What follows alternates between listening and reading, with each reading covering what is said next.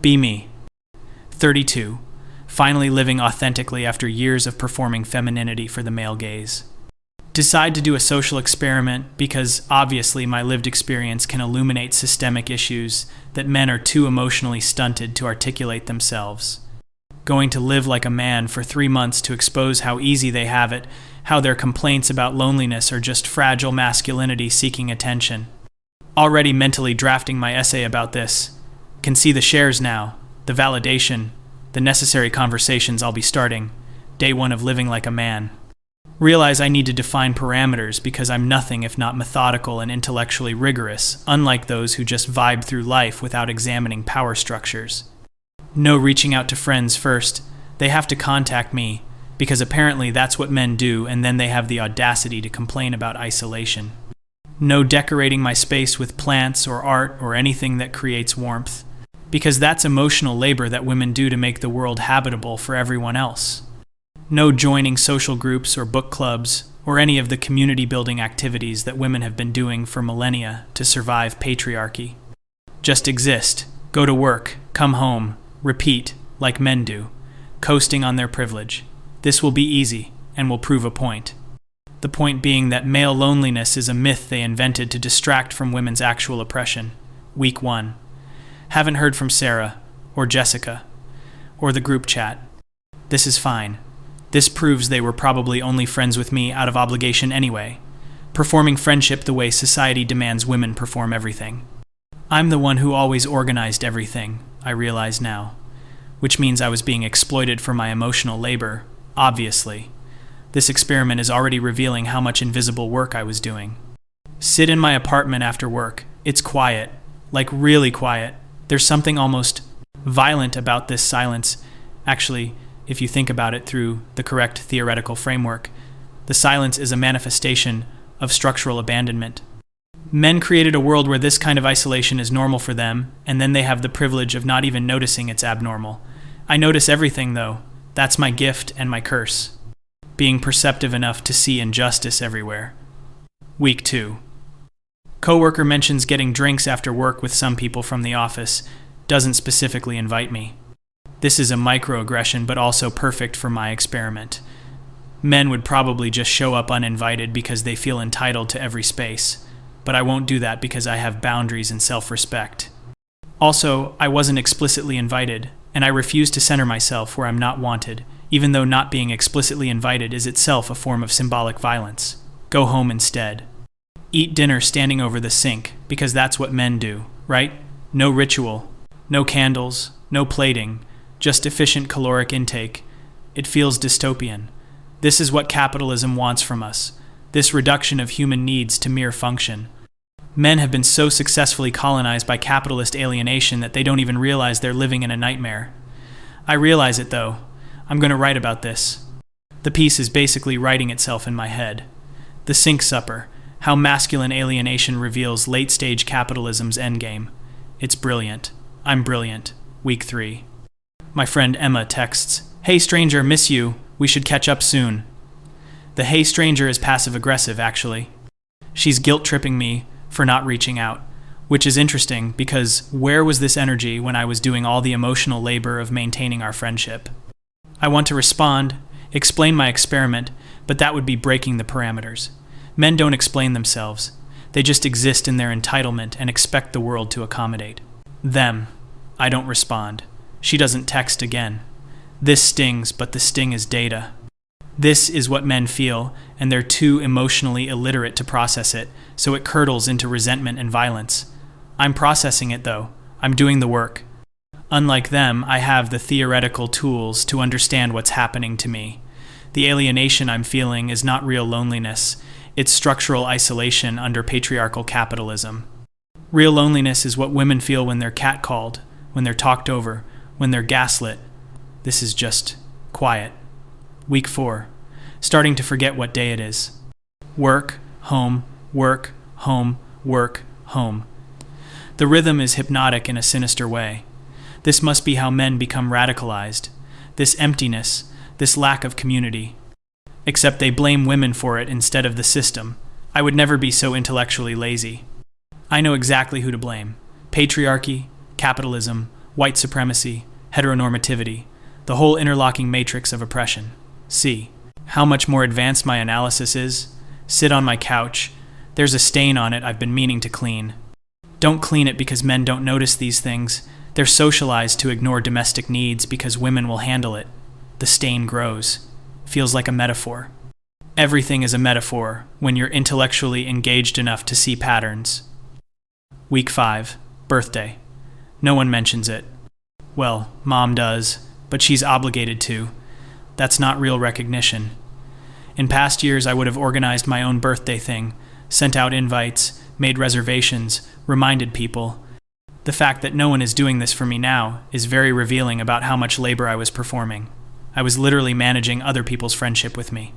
This is what women do constantly, and no one acknowledges it. Sit alone with grocery store cupcake. One cupcake because buying a whole cake for yourself is depressing, and I'm not depressed. I'm enlightened. The cupcake tastes like chemicals. Everything tastes like chemicals when you eat it alone in silence. Men do this, and then wonder why they're dying of despair. Idiots. Beautiful, privileged idiots who squander every advantage. Week 6. Realize I haven't spoken out loud in 3 days. My voice sounds weird when I test it. This is actually fascinating from a research perspective. The physical degradation of unused faculties. Men's communication skills atrophy like this, and then they blame women for not understanding them. Maybe if they did the work of maintaining relationships like women are forced to do, they wouldn't lose the ability to speak. My throat hurts from the test sound I made. That's probably psychosomatic. Or maybe it's real. Maybe isolation has physiological effects, which would make male loneliness a self-inflicted wound. They choose this. I'm choosing this too, but it's different because I'm doing it as research, as service, as illumination. They're just defaulting into it because they lack the emotional intelligence to do otherwise. Week 7. See a couple at the coffee shop. They're not even talking, just sitting together on their phones. This enrages me. They have companionship and they're wasting it on parallel isolation. Some of us are doing actual isolation and we're making it mean something. They probably don't even notice the barista's microaggressions. I notice everything. The barista didn't make eye contact with me. That's a microaggression. Or maybe it's not. Maybe I'm being paranoid. No, my feelings are valid. Questioning, my perception is gaslighting, even when I do it to myself. Especially when I do it to myself. Internalized patriarchy. Go home. Apartment feels smaller, or I feel bigger, or I'm taking up space the way men do, unapologetically. No, that's not it. The walls are definitely closer. Week 8. Coworker James asks if I'm okay. You seem distant lately, he says. This is rich. A man noticing someone else's emotional state, but only when it might affect him. He's probably worried I'm not performing enough femininity to make the office comfortable for him. I'm fine, I say. I'm not fine, but it's none of his business. Also, men say they're fine constantly when they're dying inside, so this is method acting. He looks unconvinced but doesn't push. Men don't push because that would require emotional labor. They just accept surface answers and then complain that no one understands them. I understand everything. That's my problem. Too much understanding, too much awareness, too much consciousness of systems and structures. Week 9. The group chat is still going. I can see the notifications. I muted it, but I can see the number going up. They're planning something. Probably brunch. They love brunch. I used to love brunch. Brunch is a capitalist scam that commercializes friendship and forces consumption as the price of connection. I'm better off without it. Also, I miss it so much I could cry. But I won't cry because men don't cry. They just let it build until they explode or implode. I'm imploding scientifically, though, taking notes. Mental notes, because writing them down would be breaking character. Men don't journal, men don't process, men don't do the work. Week 10. Grocery store. See a man, probably mid-40 seconds, buying one of everything. One potato, one chicken breast, one apple. He looks tired in a way that's more than physical. There's dust on his shoulders, metaphorical dust, the dust of disuse. I recognize something in him. This recognition feels like betrayal. I'm nothing like him. I'm doing this on purpose, with intention, with political consciousness. He's just a victim of his own privilege, unable to build community because he never had to learn how. Still, something about his one apple. Week 11. Emma texts again. Are you mad at me? Did I do something wrong? This is so typical. Women are trained to assume blame, to manage other people's emotions, to fix things that aren't their responsibility to fix. I want to tell her she did nothing wrong. I want to tell her everything about my experiment. I want to hear her voice. I don't respond. She doesn't text again after that. The silence in my phone is louder than the silence in my apartment. This is what men do, I remind myself. They isolate and then they resent. I'm not resenting, though. I'm documenting. There's a difference. Week 12. Final week. I've made it almost to the end. The finish line is in sight, and then I can write my devastating critique. Then I can reveal how I survived what men claim is unsurvivable. Then I can prove that male loneliness is a choice, a failure of character, a symptom of their refusal to do emotional work. Except, something happened today. Something that's making my whole framework crack. There's a new guy at work, Marcus. He's been here maybe a month. I haven't paid much attention, too focused on my experiment. Today, there's a meeting about some project. Doesn't matter. James is presenting, and he's struggling, losing the thread. Marcus jumps in smoothly, supports him, builds on his ideas, makes him look good. After the meeting, I see them in the hall. James says, "Thanks for that, man. I was drowning." Marcus shrugs, "You'd do the same." And then James says, "Hey, you doing anything Friday?" Few of us are grabbing beers. Marcus, "Yeah, I'm around." James, "Cool, I'll text you." That's it. That's the whole interaction. But I'm standing there with my coffee, and I'm shaking. Because I just watched what I've been trying to prove doesn't exist. Effortless connection, casual care, simple friendship. Men doing the thing I've been insisting they can't do. No. Wait, I'm misreading this. This is surface level, performative, shallow male bonding that doesn't involve real emotional intimacy. Except James looked genuinely relieved. And Marcus seemed genuinely glad to help. And the Friday invitation was casual, but real. I realize I haven't been invited to anything in 12 weeks. Well, obviously, because I'm doing an experiment. But they don't know that. They just think I'm, what? Distant, like James said, unavailable, not interested. I wanted them to try harder. I wanted them to see through my silence and insist on my presence, the way I always did for others. The way I always noticed when someone was struggling and reached out. But I stopped reaching out. And they stopped too. Because that's not gendered. That's reciprocal. No, I'm getting confused. The isolation is affecting my analysis. This is what I predicted, that the loneliness would create distortions. I just didn't think the distortions would make me question my own framework. Men have it easier. They do. They're not expected to do emotional labor. But also they do it sometimes, for each other, in ways I've been trained to dismiss as insufficient. What if I'm wrong? No. I can't be wrong. I have all the theory, all the reading, all the correct positions. My understanding is sophisticated and theirs is basic. Except they're going for beers Friday, and I'm going home to my stained couch. By choice. This is by choice. I'm proving a point. Friday. What point? Friday comes. Week 13, technically, I extended the experiment because the original endpoint felt arbitrary. Definitely not because I don't know how to end it. Definitely not, because ending it means admitting I have to reach out, have to rebuild, have to be the one doing the emotional labor again. I'm at home, they're at the bar. I know which bar. I heard them talking about it. I could go. I could just show up. Men do that, right? Just show up uninvited. No, wait. Marcus was invited. James invited him. James hasn't invited me anywhere in months because I've been cold and distant because of my experiment. This is circular reasoning. I'm too smart for circular reasoning. Except I'm sitting here in the dark because turning on lights is wasteful when it's just you. Men do this, sit in the dark. I read that somewhere. Men sitting in the dark. It's supposed to be funny, pathetic, a meme about male depression. It's not funny from inside the dark. My phone lights up. Mom calling. I don't answer. She calls every Friday, and I haven't answered in weeks. She'll worry, but also she'll be fine. Men do this to their mothers, go silent for months. It's considered normal for them, and traumatic when women do it. Double standard. Everything is a double standard. Except I'm the one not answering. I'm the one choosing this. The phone stops ringing. The dark gets darker. Week 14. I give up on counting weeks. Time is soup. Work, home, work, home. Someone left a note on my desk. Hope you're doing okay. We miss you at lunch. Sarah. Sarah from the office, not Sarah, my friend. Or maybe they're the same Sarah. I don't remember. I should remember.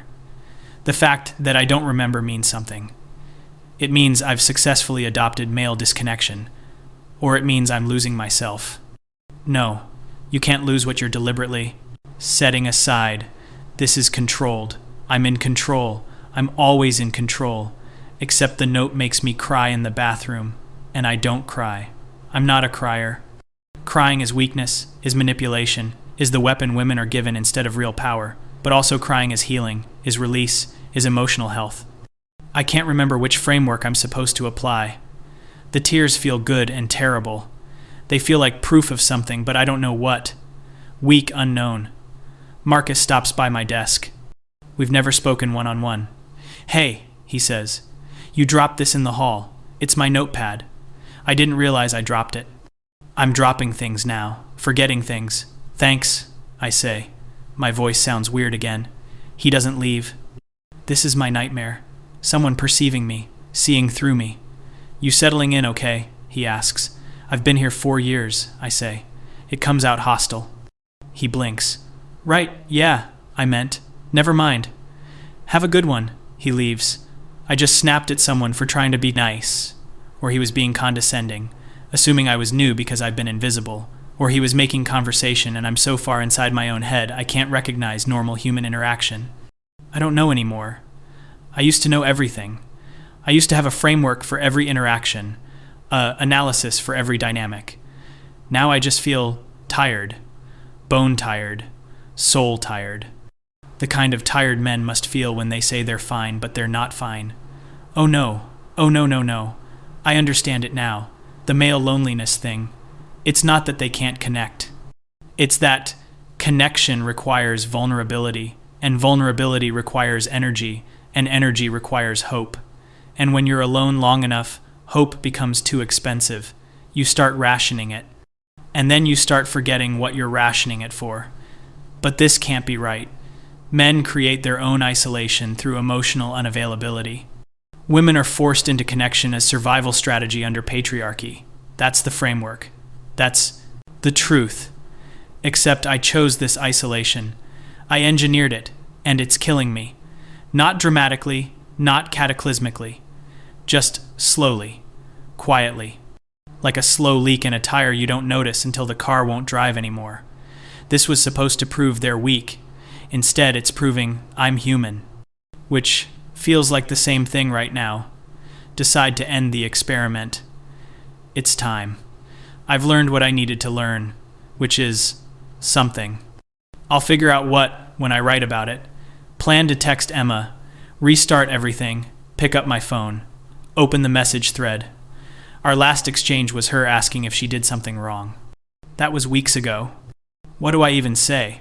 Hey, sorry, I've been doing an experiment in male loneliness and I accidentally discovered empathy for the lived experience I've been dismissing as privileged whining. That won't work. Hey, sorry I ghosted you. I was trying to prove a point and became the point. Worse, I start typing, hey, I'm sorry I've been. Delete it. Try again. I miss you and I want to. Delete it. The cursor blinks at me. Accusatory. I can't do it. I can't reach out. Not because of the experiment anymore. Because I don't know how to anymore. I forgot. Or I never knew, and I was just going through motions, performing friendship the way I accused everyone else of performing. Put the phone down. This is fine. I'll try again tomorrow. Week definitely lost count. Tomorrow never comes. I mean, it comes, but I don't text. Every day I plan to and every day I don't. The inertia is physical. Like my fingers won't move. Like the phone weighs 1,000 pounds. Men describe depression like this. like moving through concrete. I always thought that was melodramatic. Turns out concrete is concrete. Who knew? Notice something at work.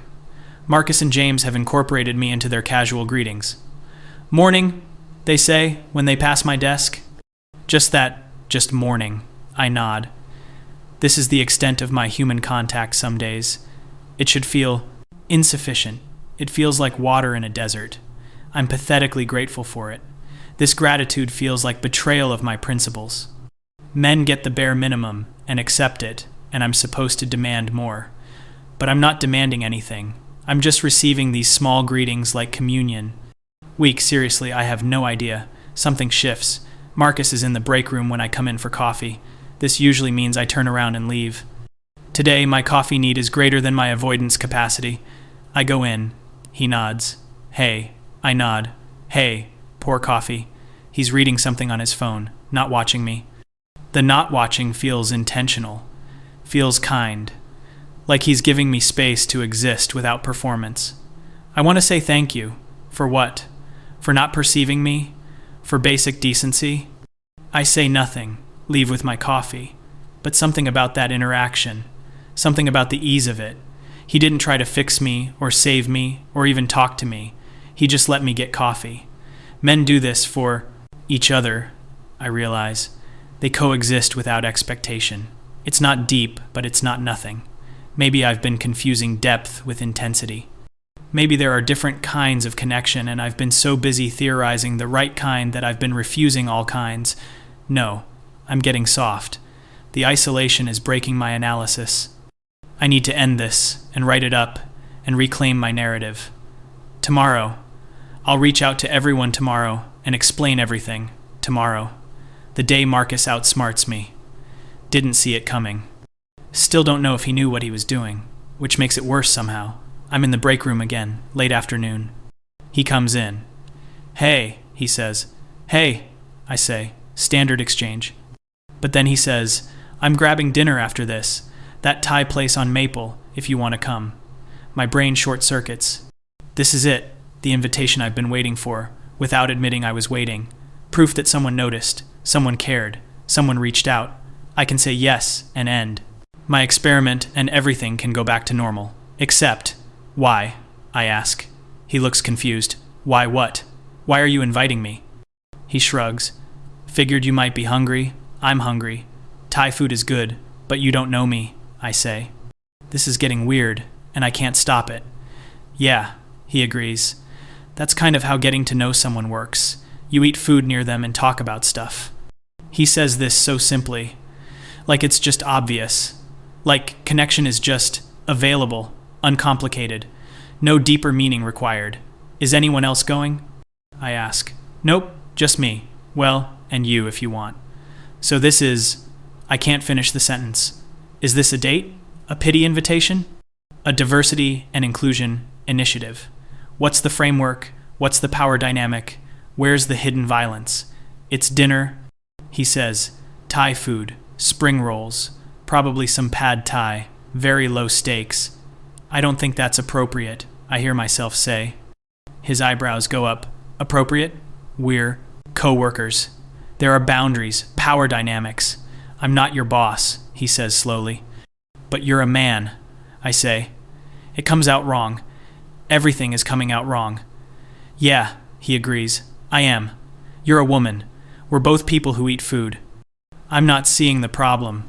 The problem is expectation, I say, and now I'm in lecture mode. Can't stop it. The problem is that men invite women to things and expect emotional labor or romantic availability or, I expect you to maybe split some spring rolls, he interrupts. That's it. That's the whole expectation. But why me? I ask again. And this is it. This is where I break, because I need to know. I need him to say he noticed I was struggling, that he saw through my experiment, that he understands I've been isolated and he's rescuing me. I need the narrative where I'm special, where my suffering was visible, where someone cares enough to intervene. He looks at me for a long moment. Honestly, he says. Yes, honestly. You seem lonely, he says, and I've been there. And Thai food helps. Not like fixes everything, but helps. So, yeah, that's why. I should feel validated, he noticed. He saw me. Instead, I feel furious, incandescent with rage. You don't know anything about me, I spit. I know, he agrees. You don't know what I've been doing or why, or what it means. True. This whole thing, this whole time, I've been. And I stop, because I'm about to explain my experiment. About to tell him I've been living like a man to prove that male loneliness is a myth. About to say this to the man who just acknowledged loneliness as a real thing he's experienced. About to expose that I've spent months isolating myself to prove that isolation is a choice, to him, who just chose connection, who just reached out, who just did the thing I've been insisting men don't do, the thing I stopped doing, the thing I forgot how to do. You've been what? He asks, not pushy, just curious. Nothing, I say. Okay, he says. So, Thai food? And this is the moment. This is where he outsmarts me. Not by arguing, not by debating, not by engaging with my framework at all, just by being. Simple, by offering connection without ceremony, by doing the thing I said men don't do, by being the thing I said men can't be, and I can't accept it. Because accepting it means admitting I was wrong, means admitting that I isolated myself for nothing, means admitting that the loneliness I've been feeling is the same loneliness I've been dismissing, means admitting that men are human, which shouldn't be a radical thought, but right now it's shattering my entire worldview. I can't, I say. Can't eat Thai food? They have other stuff. We could. I can't do this, I interrupt. I can't just go to dinner, like it's normal, like it's simple. Why not? He asks, and I don't have an answer. The real answer is, because simple scares me. Because I've built my entire identity on complexity, on seeing patterns in systems and power dynamics. Because if connection is just spring rolls and pad thai, what have I been doing all this time? Because if loneliness is just loneliness, regardless of gender, then what was the point of my experiment? Because he's offering me exactly what I've been craving, and I can't accept it because accepting it means I broke myself for nothing. I just can't. I say, okay, he says. Offer stands if you change your mind. He leaves. I stand in the break room. I just rejected human connection. I just proved his point about loneliness being a choice. I just became everything I was trying to critique, and he doesn't even know. He'll never know. He'll go eat Thai food and forget this conversation. And I'll go home to my stained couch and my dark apartment and my phone full of messages I can't send. And the worst part, the absolutely worst part, is that I still want to write about this. Still want to frame it as a learning experience, a journey, a brave exploration of masculine alienation. Still want to center myself in a narrative about how hard it is to be me and how much I've suffered. How my suffering is more meaningful than male suffering because I chose it intentionally and they just stumble into it. But I can't write it because Marcus just exposed the truth. The truth being, I'm not doing research. I'm just lonely. And I made myself lonely. And I stayed lonely. And when someone offered me a way out, I rejected it. Because my pride is more important than my peace. Because my framework is more important than my friendships. Because being right is more important than being happy. He outsmarted me by refusing to play. By being uncomplicated when I needed him to be complex. By offering exactly what I needed instead of what I expected. And I failed the test I didn't know I was taking. Go home. Sit on the couch. The stain has spread. Or maybe it was always this big and I just noticed it more now. Pick up my phone. Emma's message thread. Mom's missed calls. Sarah's, "We miss you." The group chat with 847 unread messages. I could fix this. I could reach out. I could do what Marcus just did. Make it simple. Make it human. But I won't. Not because of the experiment anymore. Just because I've forgotten how. Or I never knew. Or knowing and doing are different things, and I only ever knew the theory. Sit in the dark. Don't turn on the lights. It's wasteful when it's just me. Men do this. I do this. We do this. Because loneliness is loneliness is loneliness. And the frameworks don't matter when you're alone. And being right doesn't keep you warm. And Thai food with a coworker is connection, and I rejected it. And male loneliness is real. And I proved it by living it. And the irony would be funny if it wasn't crushing me. Weeks later, maybe months, time is still soup. See Marcus in the hall with James and some others. They're laughing about something. Easy laughter, simple friendship. The thing I said didn't exist, the thing I could have had. Marcus sees me, nods. Hey, I nod back, keep walking, and that's it. That's the whole interaction. He's moved on. Offered connection once. I rejected it. He's not going to beg. Why would he? Men don't do the emotional labor of pursuing people who reject them. Except that's what I always wanted them to do. Wanted them to see through my nose to my secret yeses. Wanted them to try harder. Wanted them to prove I was worth the effort. But that's not equity. That's princess syndrome. That's the entitlement I accused them of having. Turns out I'm the entitled one. Entitled to connection without effort. Entitled to understanding without explanation. Entitled to rescue without asking. Entitled to having people read my mind and then resentful when they can't. Marcus went to Thai food that night, probably had a nice time, probably didn't think about me at all. And I went home and thought about nothing but myself. And I'm still thinking about nothing but myself. Still centering my experience. Still making everything about my feelings, my insights, my journey. Still performing, even when there's no audience. Especially when there's no audience. The male loneliness experiment ended. I don't know when exactly. It just faded into actual loneliness. The kind without purpose or meaning. The kind that's just existence without connection. The kind I said was a myth. The kind that's killing me. Slowly, quietly, like a slow, quiet death. And I can't even write about it, because the narrative I wanted was, I survived what men can't survive. And the narrative I got was, I failed the same way I said men fail. And there's no framework that makes that empowering. No theory that makes that noble. Just me, alone, wrong. Outsmarted by a man who was just trying to share spring rolls. Destroyed by my own experiment. Hoisted by my own petard. Whatever that means. I should know what that means. I used to know everything. Now I just know I'm alone. And it's my fault. And admitting that doesn't fix it. And Thai food might have helped, but I'll never know.